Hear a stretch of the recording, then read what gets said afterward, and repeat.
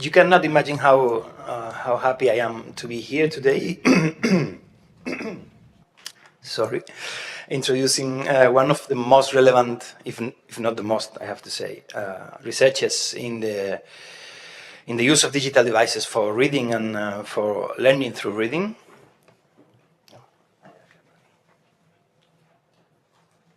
Sorry. I must say that this won't be an impartial introduction because he was my supervisor and my mentor during my doctoral studies.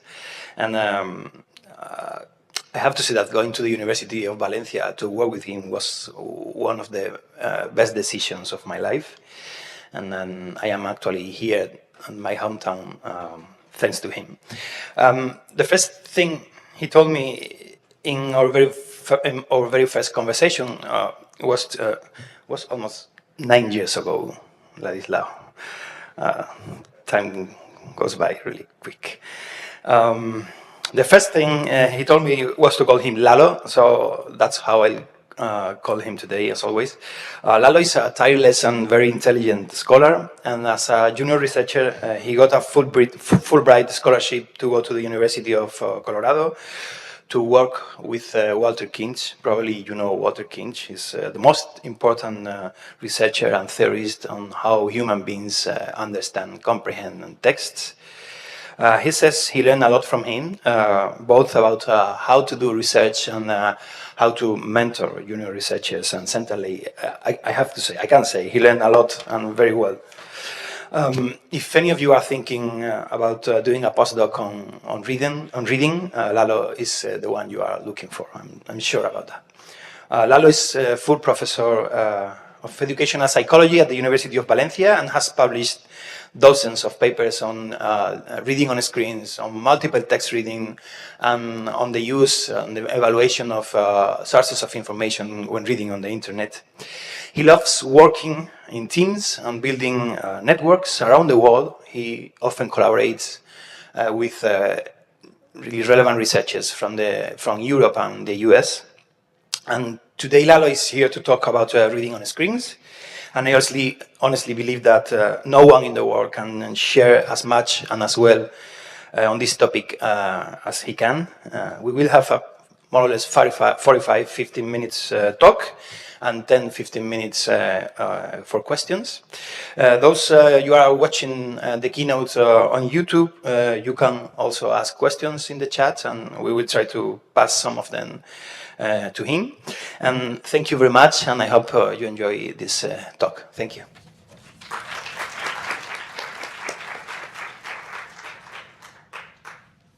Okay. So thanks, Pablo, for the kind words. I was not prepared, so I don't have a emotionally related response. Anyhow, thank you. Thank all of you for being around today. It's a pleasure to introduce our work for the last 7 years, work in which Pablo was a keystone, I must say. So today I will be talking about reading on screens and to what extent we can learn from comparing more traditional forms of reading, particularly print reading. But as I will try to make it clear, our ultimate goal is to try to understand exactly what's going on students' minds, on readers' minds when we read on digital devices. So it's not, we don't do this kind of study for the sake of, okay, let's go back to the medieval ages, let's go back to read only on print, but for the sake of trying to understand and improve digital reading comprehension. As I will try to guide you through this journey, you will see how we have worked both in the lab, in schools, outside the lab. You will see also some influences on how these, once you move away from the lab, things get a little bit more messy.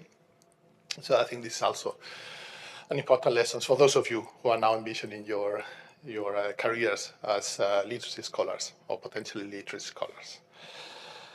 So as Pablo mentioned, I'm Ladislao. It's something I cannot respond to.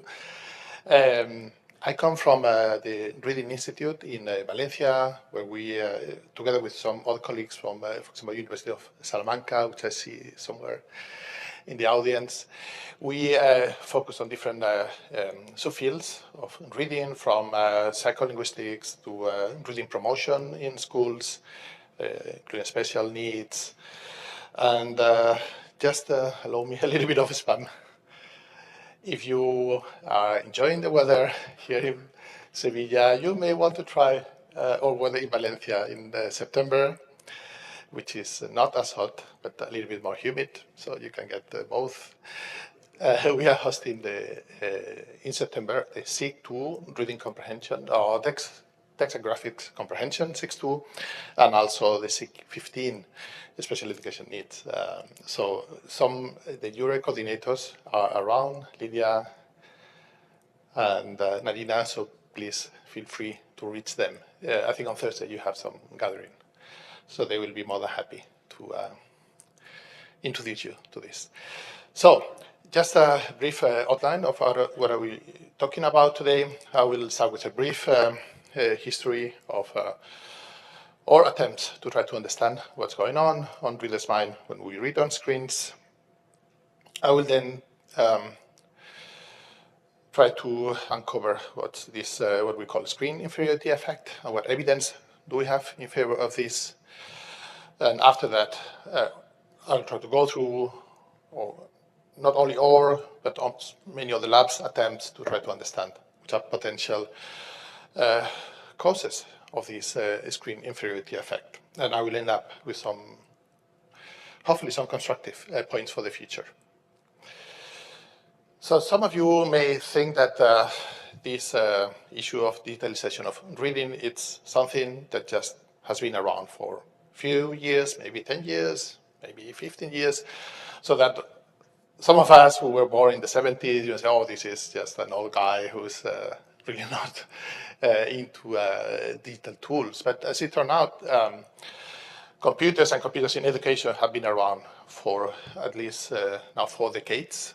And as a consequence, many scholars from different disciplines, ergonomics, literacy studies, education, cognitive psychology, have tried to uncover these differences with print reading, usually for the sake of trying to improve readers' experience on digital tools. So we can go back to the early attempts in the 80s, which I call these ergonomic studies, which were basically interested on, I would say, the most basic part of reading, like with the quality of the screens.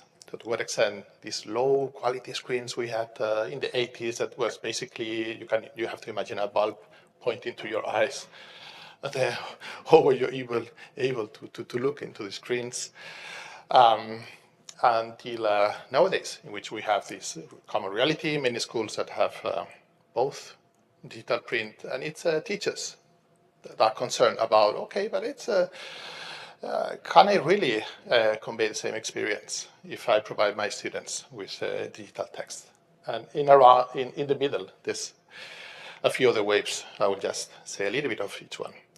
So in the ergonomics mode studies that are meta-analyzed by Andrew Dillon in '92, basically the major focus, as I anticipated, it was about the screen quality. So by that time, there was this huge effort on the industry, mostly Hewlett-Packard and others, that invested thousands of millions trying to understand how to better improve the quality of the screens so that reader experience will be optimal. Yeah? And these efforts really pay off. So nowadays, you cannot really tell. So with current screens, the visual fatigue that was so common 40 years ago has now disappeared. Yeah? So they will mostly, by that time, the focus was not really comprehension. So to what extent students were able to extract meaning from text, but basically about reading speed, fatigue, and so on. Then in parallel, but with particularly with the introduction of early the early internet, so the slow internet in the 90s, some of you may recall. The internet offered a new ways of presenting information. So this, by the very nature of the digital information, editors were not constrained to pagination. So you could envision systems like hypertext, which is basically the core dynamic of the internet, so that all documents are linked. So you can make this link explicit by means of hyperlinks. So then, as a consequence, it's a reader who can decide which page does she visit at any moment, and it's not constrained by having access only just to one book, the book that has in her hands. Yeah? So in this boom, in which I was particularly involved, so my dissertation was along these lines, there was this really optimistic, techno-optimistic perspective that hypertext will revolutionize the way we learn. Does this sound familiar to you with current developments? With AI, we have exactly the same. We have these waves of enthusiasm, which is, we are now in one of those, like, oh, AI, we are going to change education. A couple of 3 years, I bet we're going to meet again. And then you say, okay, it was not so much. This souffle may come down. It was exactly the same case with hypertext studies, or the original movement was, okay, this system mimics semantic memory by some unknown phenomenon. This will make people to understand better, and that's good. As it turned out, I see Johannes as well. We were part of this movement, and soon we realized, okay, it's not the case. On the contrary, phenomena such as being lost on hypertext were quite common. So people will, at some point, after clicking a few links, may not even remember what they were reading for. So at some point in the late 90s, early 2000s, there was this third wave of studies trying to compare print and screens, which I call these testing mode studies, with NEPS, PISA, and PIRLS later on, and the Australians. They had this, you might be familiar with these programs that assess reading development. And because these are meant to be longitudinal programs, they need to ensure some equivalency between each wave. So in the 2000s and 2010s, there were several of those studies that tried to compare to what extent the same test on print and on digital were equivalent. Here, the goal was not to make them comparable, not to prove that digital texts, or tests in this case, readers could benefit or could understand more or less, but the ultimate goal was to make those tests comparable. Yeah, but still, we could gather, as I will show you, information from those. And finally, this is last wave of what I call educational mode studies, in which it's basically educational scholars usually running studies on the fly on their own classes, so without much methodological control. But the ultimate goal is to try to answer some really important question for them. It's, okay, should I really give this iPad to my students? Because I'm not really sure, yeah? So this was fourth boom studies, really interesting, but as I will anticipate, without much methodological shortcomings. Yeah. So the whole question out of this, it's where are we? Where are reading comprehension scholars? So like, where are these people who build theories and try to test these ideas with clear methods, try to replicate and so on? Okay, we have been not, my point is that for decades we have been mostly ignoring this. Some people, Julie Coiro from the US, she may be one of the best representatives of this approach, that she may claim, okay, we don't care about paper anymore. We should focus our energy on digital reading. So what's the point of comparing our comprehension with print reading if digital by itself has its own very own nature?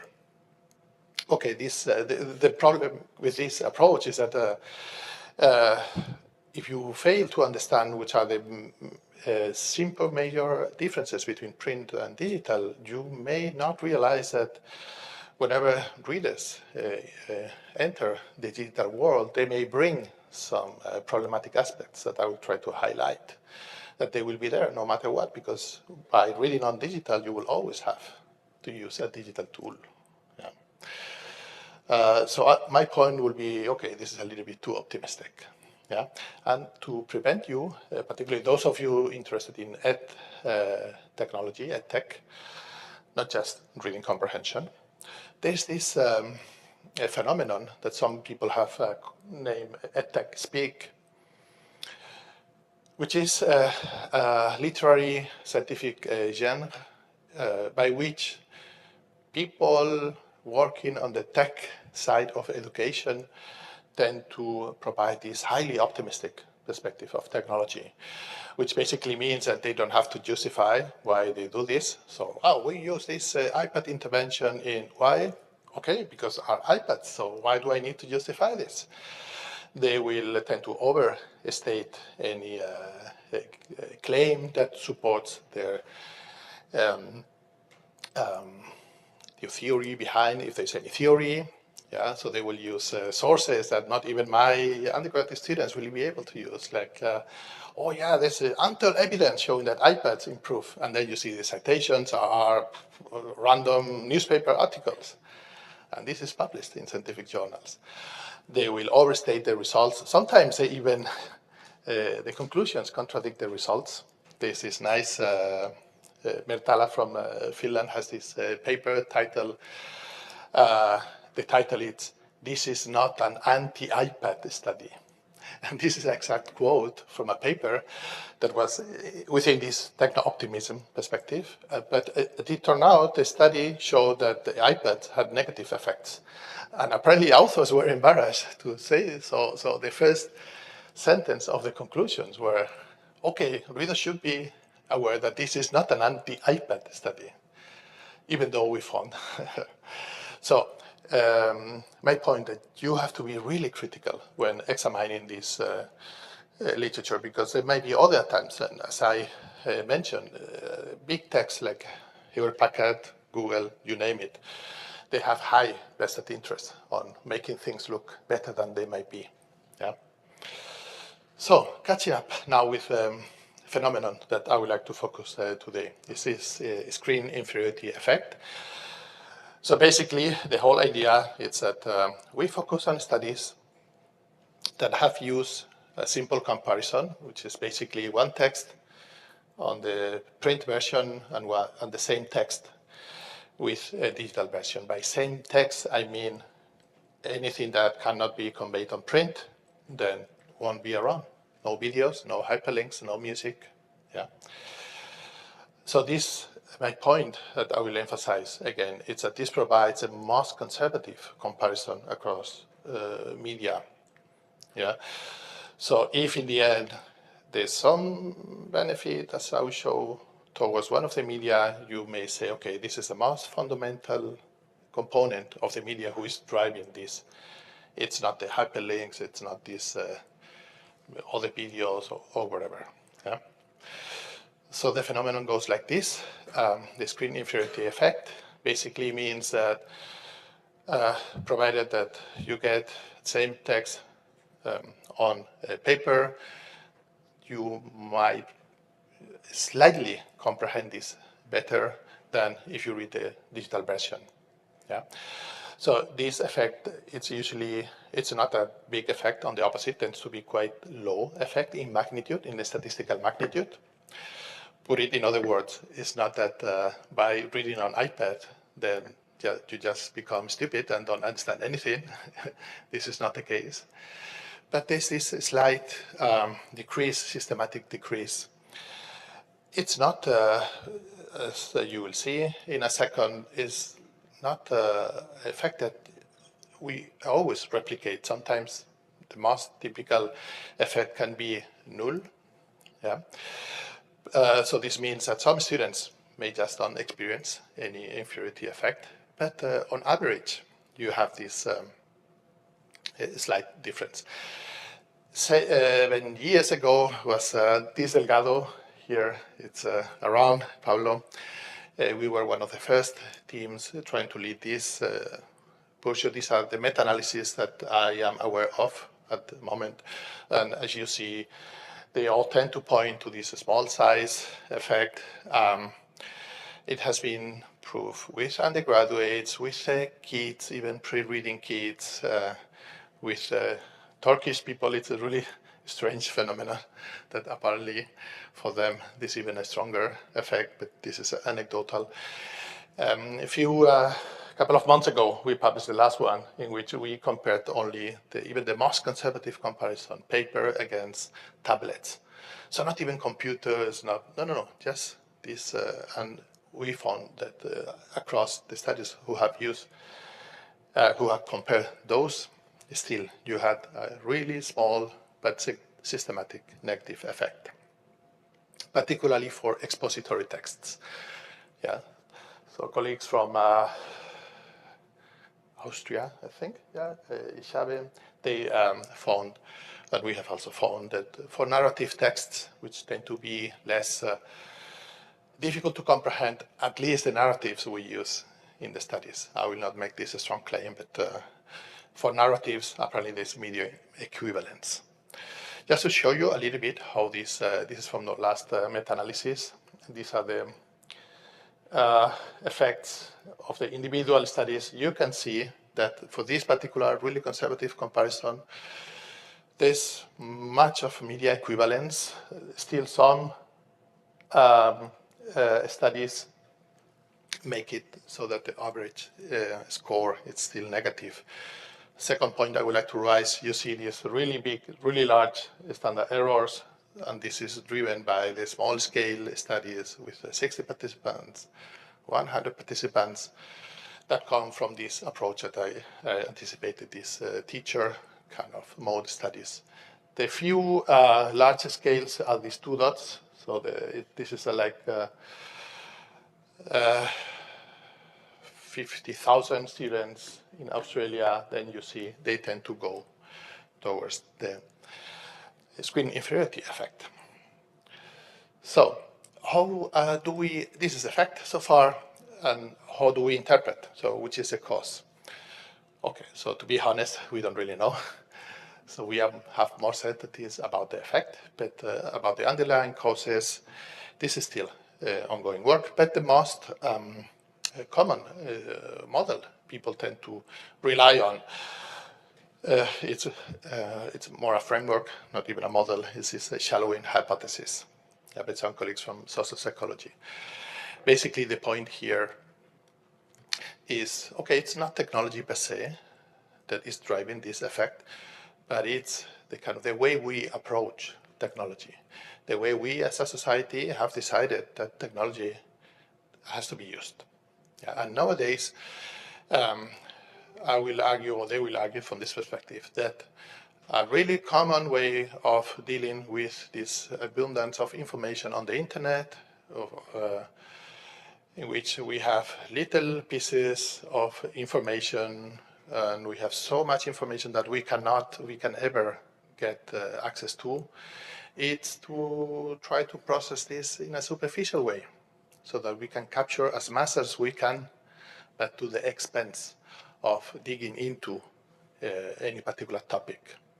You may have experiences when you are, I don't know, going with Twitter, and you see after 10 minutes you have been exposed to a couple of wars, some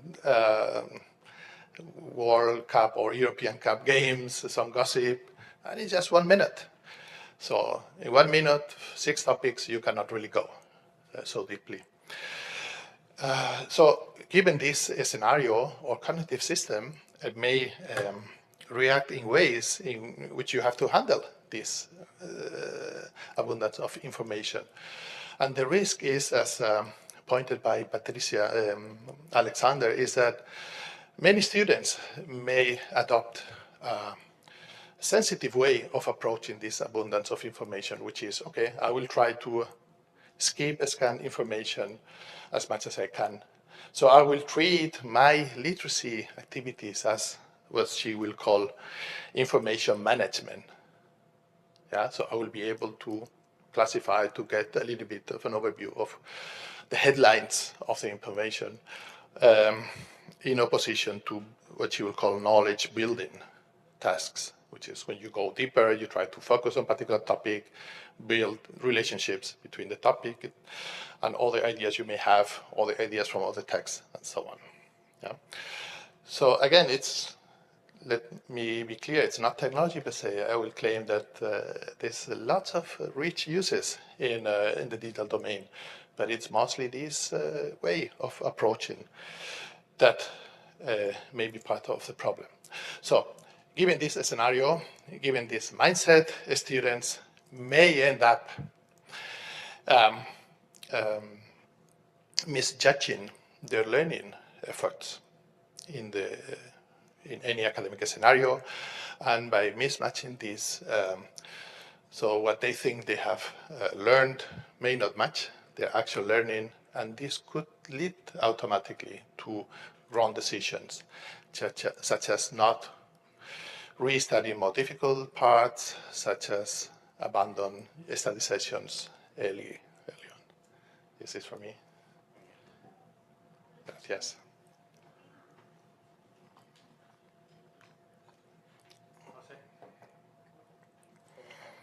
Can I do something about this?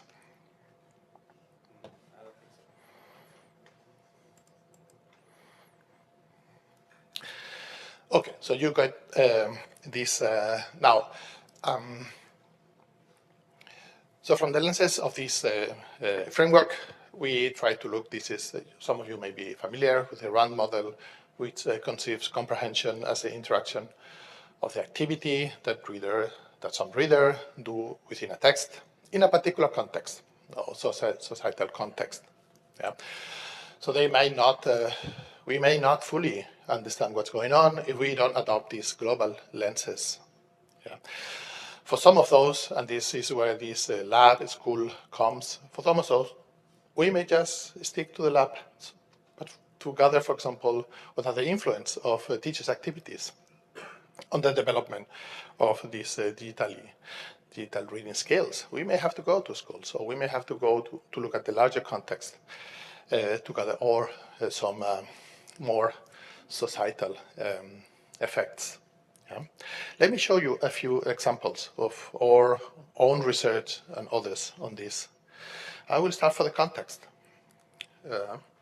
Yes, you see this Facebook thing. I will make it quick, but I will anticipate that if I ask you, when do you think that the iPad came in? Many people will just say, oh, the iPad, think about this, maybe 2000, maybe 2001. So as it turned out, the iPad is just quite new. It's from 2010. But social media, as we now have it, it's quite recent. It's the origins, for example, of Facebook. It's 2004 in the US, but only became mainstream, or things that target this superficial mindset, like came only in 2010. Yeah, so these developments of digital scenarios that have brought this superficial mindset are quite new. And so you may argue that the digital experience of those of us who were alive in the 90s, it may have been different, in the sense that it may have been closer to the experience a print reader may have had, yeah, without less distractions, no need to, or not even a possibility to gather huge amounts of information in short periods of time. Yeah. So we try to test this with in the meta-analysis I described before. We ran in 2018 with Pablo. He regressed the year of publication of the studies on this screen inferiority effect. Yeah. If you follow this naive approach, I will call, of digital natives, and this is something we were criticized time ago. We will talk to journalists and say, oh, yeah, okay, but I'm sure that this is mostly old people like being lost with the iPads. Yeah, so as long as new generations come in, they will be really good with digital. So this effect will disappear. So basically, as it turned out, what with Pablo we found was just the opposite. Yeah, this is a graphical representation of the phenomenon. So if you were to be a participant of this kind of a study, mode study in the early 2000s, there will be mostly no difference between your performance in both medium. But as years progress up to 2017, there's a clear linear trend. So by the time the last studies came in 2017, we could, if you just apply the simple regression formula, you will have now a medium size negative effect. So this basically points indirectly to this idea that these new developments, social media, are driving at this party, this phenomenon. We have to look at this from different lenses. You may be familiar with this phenomena of reading habits and how reading habits tend to be positively related with reading comprehension. This has been shown in the past across different reading ages by Boos, for example, Alexandra Boos in the Netherlands. So this goes like this. The more you read at home for leisure, the higher your reading comprehension skills. This has been, as I said, this has been proved under the assumption that reading habits, we were measuring print reading habits. Yeah. So what we did with Lydia, who's in the audience, was, okay, what will happen if we look at digital reading habits? So how much time these people in the studies claim that they have been, on average, how much do they read on digital, either for social purposes or for going into Wikipedia, so for academic. Yeah. Basically, what she found is that basically this really nice medium-sized effect basically vanished. So the overall effect, the correlation is close to zero. It's still significant, but really small. There's a nice correlation with age, but this basically means that if you look at elementary school, the association is negative. So the more they read on digital at home, the lower their comprehension skills. Although, as I said, the effects are really slow.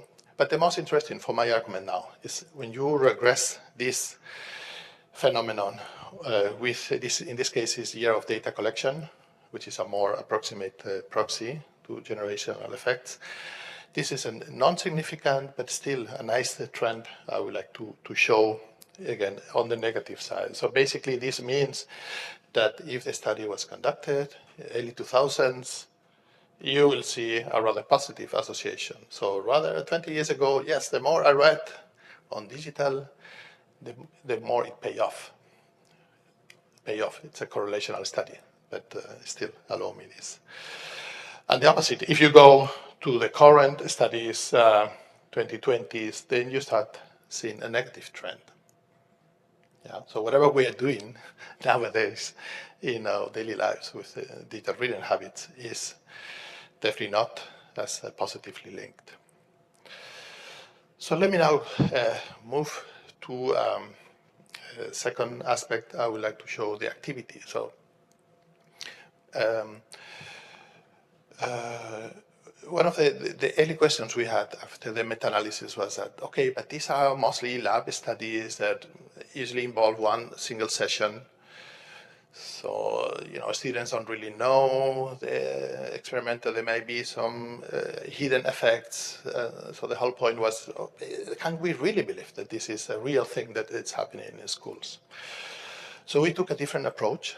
We look at large-based educational testing programs, data, to try to uncover the relationships between daily use of digital devices in the classroom and comprehension. Yeah? For this first study, we use NEP data. NEP, you are familiar with PISA, all of you, I assume. So this is more or less equivalent in the US. They have a longer tradition. They have been around from the 90s. And it's basically longitudinal, so they can see these longitudinal trends on reading comprehension, science, mathematics, and so on. So we look at these large representative data sets of 4th and 10th grades students, 8th grade students, so 10 to 14. And we basically look at a couple of simple items. One was the frequency of use of digital tools in the language and arts classroom, and the association with the standardized scores on the digital reading comprehension test. But then the interesting part, probably for us, for many of you interested in the educational aspect, was that they also collected information about different pedagogical activities. So we were able to look at a little bit more fine-grained way. Another thing I would like to point out is, and you may learn, by the way, from Johannes Naumann in the workshop he's having on Thursday on large-scale analysis, is that you can control for many things. I won't show you, but we could control for English status, socioeconomic status, percentage of devices that work in the school, amount of years of teaching training, because you have all this really nice data. So I will show you the simplified version, but believe me, on the back, there's a great statistical control. So basically what we found is this systematic small effect, negative effect on the amount of time students spend using digital tools in the classroom with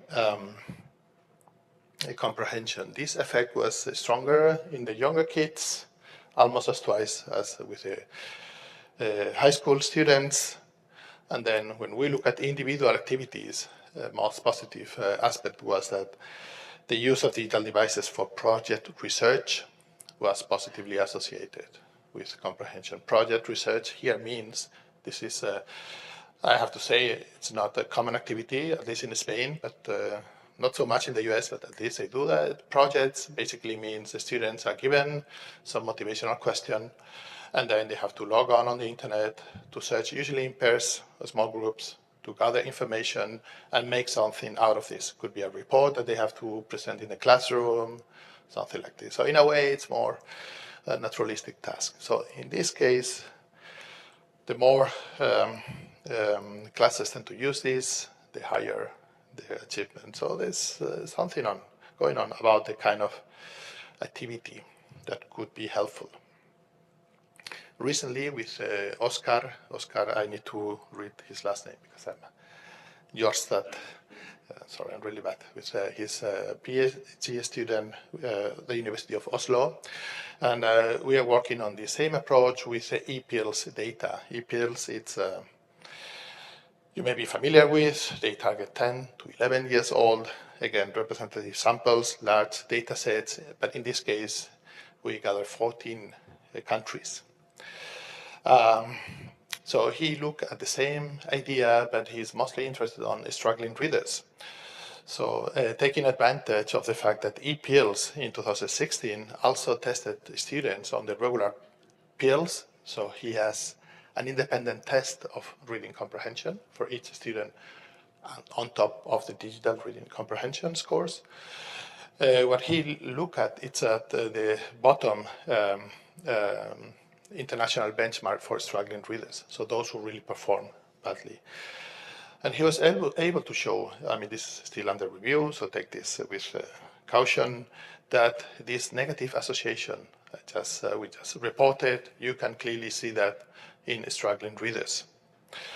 But the more the proficiency of this student increases, so those in the middle benchmark or even the top benchmark, this effect disappears. So basically, this negative effect of using regularly digital tasks, it's particularly pronounced in struggling readers. Yeah. And again, we found that this, there was an item looking at how often do you use computers to prepare presentations and reports. In this case, we found no negative effect. So this seems to be quite consistent. So I will move quickly. I may have to focus on a few to the reader aspect. And here, we and other colleagues, like Rakefe Ackerman from Technion, have tried to look at which are the underlying mechanisms that take place during reading print and digital tools, under this assumption that more superficial processing will go on the digital domain.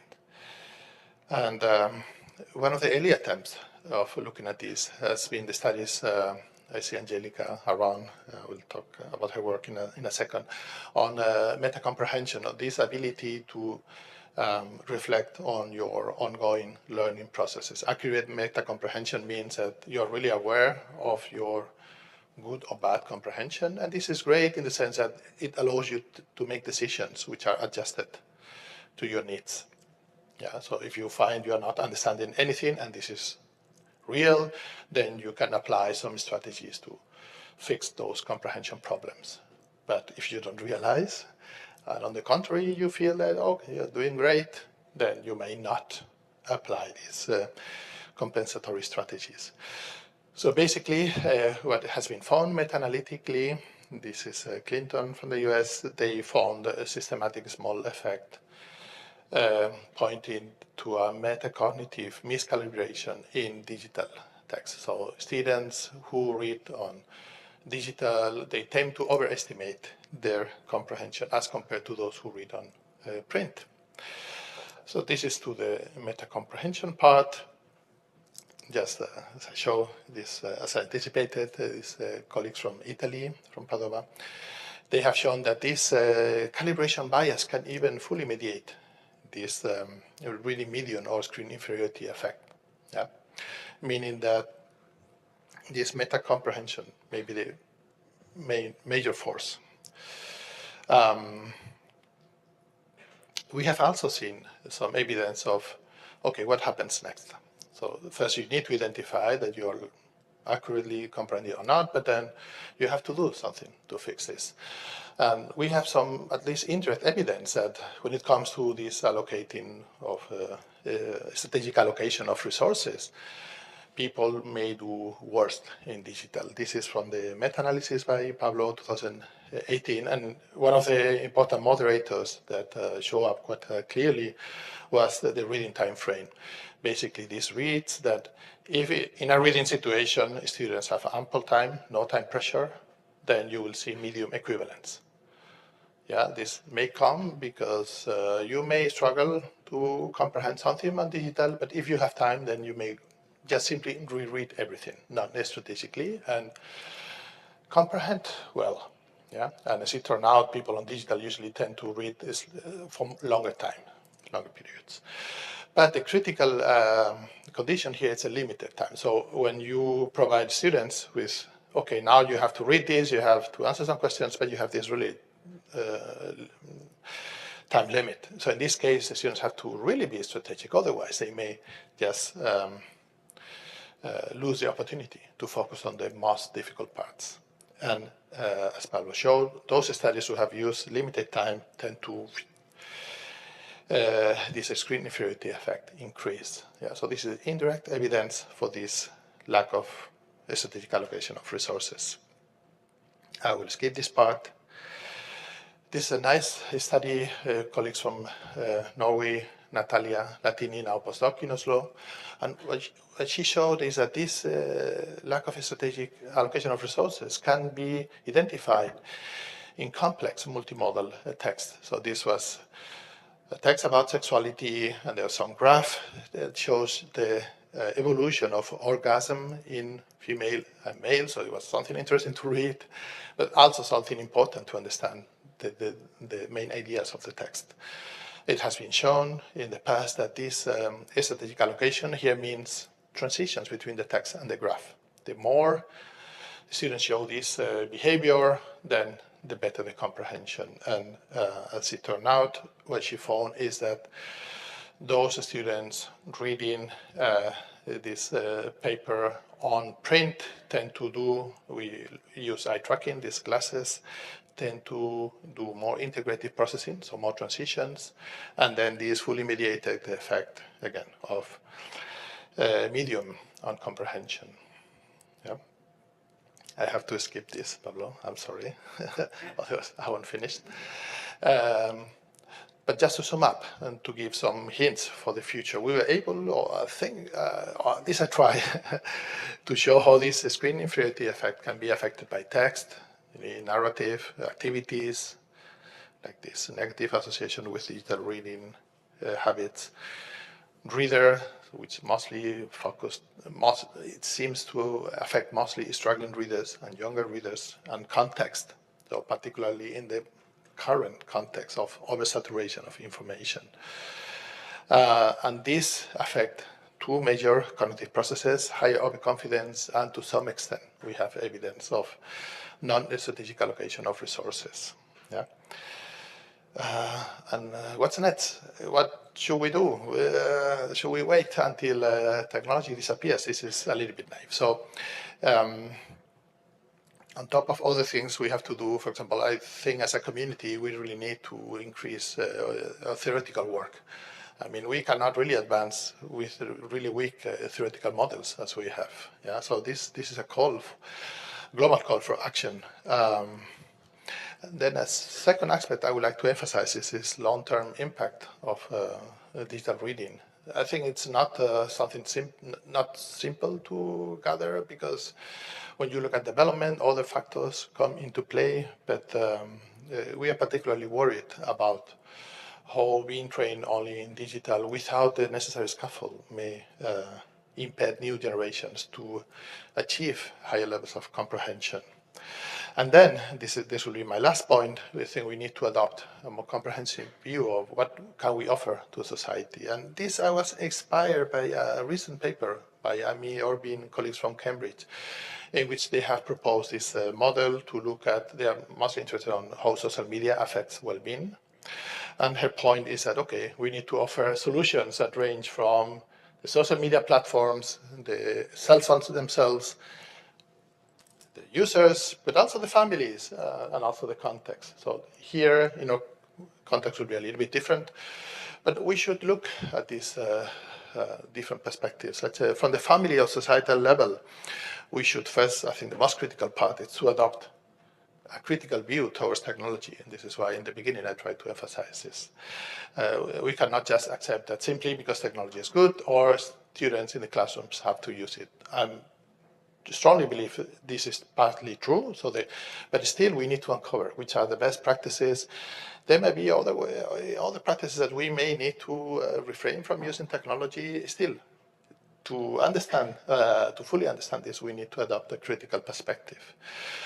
And of course, we know that from other developmental studies, we need to encourage this literacy practice, shared literacy, rich literacy practice at home, hopefully not mediated by technology, because this is a different aspect. We know that current parents tend to get distracted so much by the cell phone use that they tend to ignore some basic like vocabulary building with the kids. Yeah, so this should also be of concern. When it comes to schools, we may want to foster these activities that kind of help build knowledge instead of using the simple fact-finding tasks, which are quite typical and they're basically useless because you don't really have to adopt mind contentious, deep mindset. We should prioritize these kind of skills. And if we working with struggling readers, we may want to prioritize some foundational skills, vocabulary fluency before moving on, as otherwise they may just basically wasting their time. Yeah. From the lenses of the students, we may want to focus on self-regulation, on fostering students' ability to fully understand what's going on their minds when they comprehend, and try to provide them with the strategies, specific strategies that may help them to cope with the demands of digital reading. At the level of individual tools, I mean, the basic one will be, okay, at least try to practice this blocking notifications or distractions whenever you are engaged in a knowledge building or study activity. This particularly in this well-being literature, now increasing use of these efficient time tools that tell you, okay, today you have been using TikTok for 5 hours. Oh, maybe next week you want to reduce this. And finally, from the point of view of the ed apps or educational technology providers, we should encourage the use of more sounding guidelines to develop effective data learning systems. So we see a lot of nice looking design which is not clearly aligned to the guidelines we know about how to effectively convey information, and they serve no purpose other than distracting. And this is particularly the case with this, what Americans call these bells and whistles that should be avoided on learning platforms. I'm talking about games or this colorful thing that appears on the screen whenever the kid responds, and so on. And that's on my side. I wanted to say thank you to the team collaborators that have been around, and also to the founders of this piece of research I've been showing. And that's it on my side.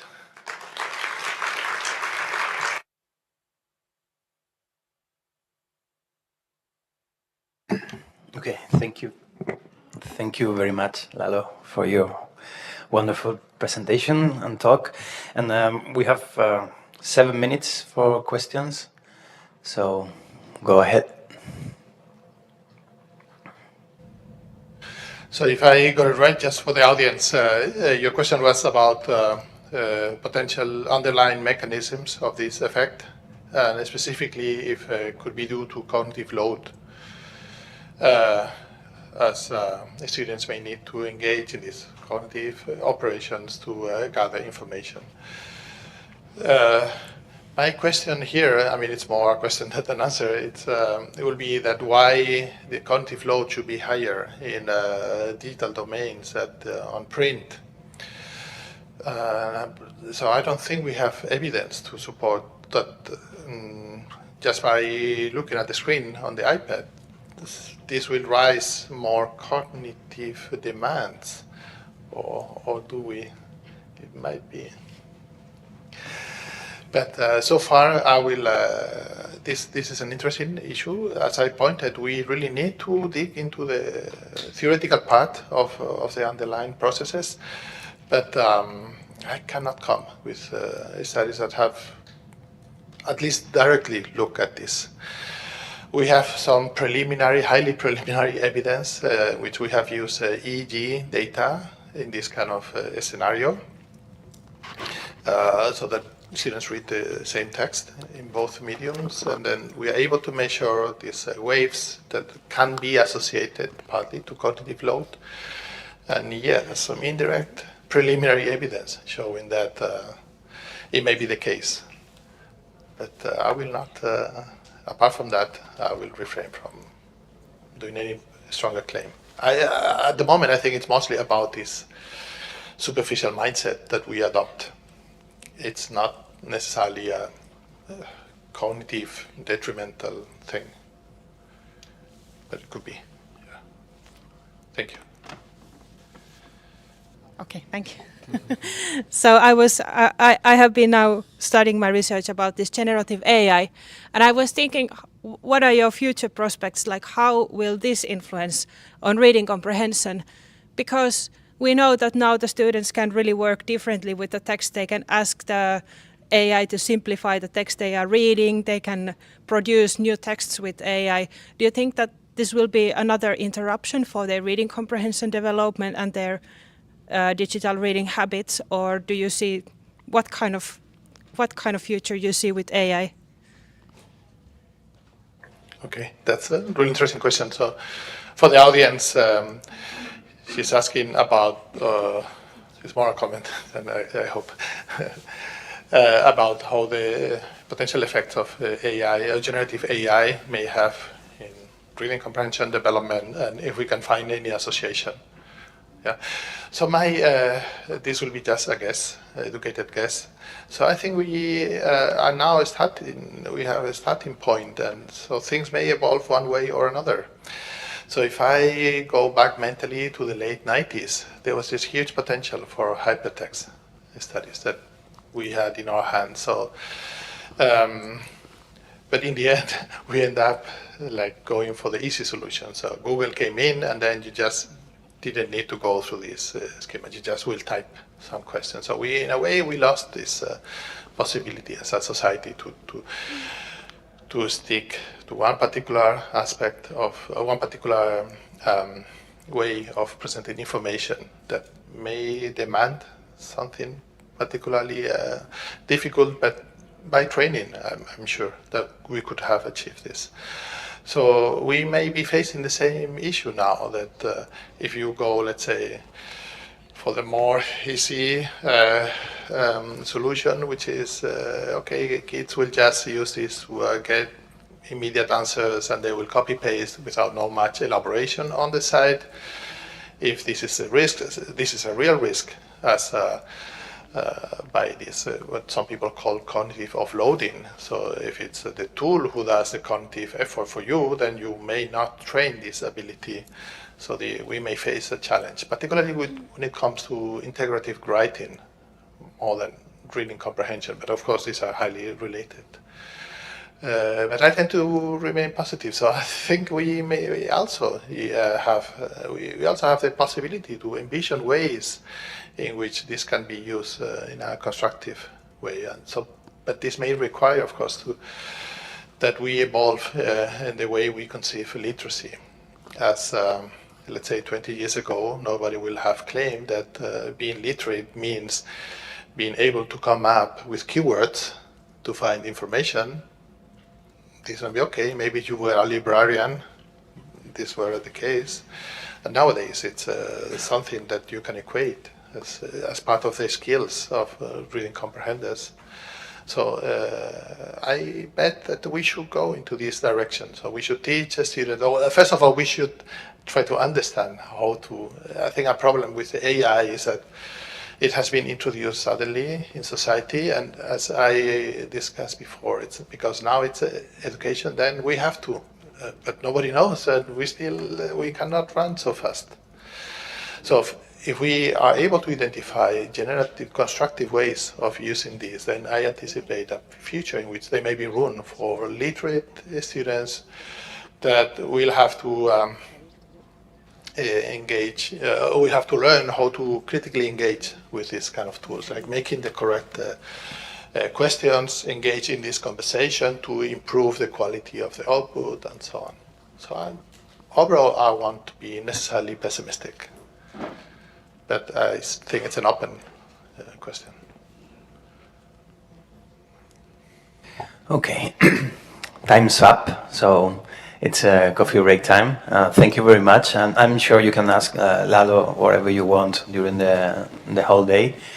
He's leaving tomorrow, I think. So yes, but I will also be for lunch in this lunch. Yeah, he will be at that lunch with senior researchers that are tomorrow and on Friday. So you can ask him also tomorrow. Yes, thank you very much. Thank you.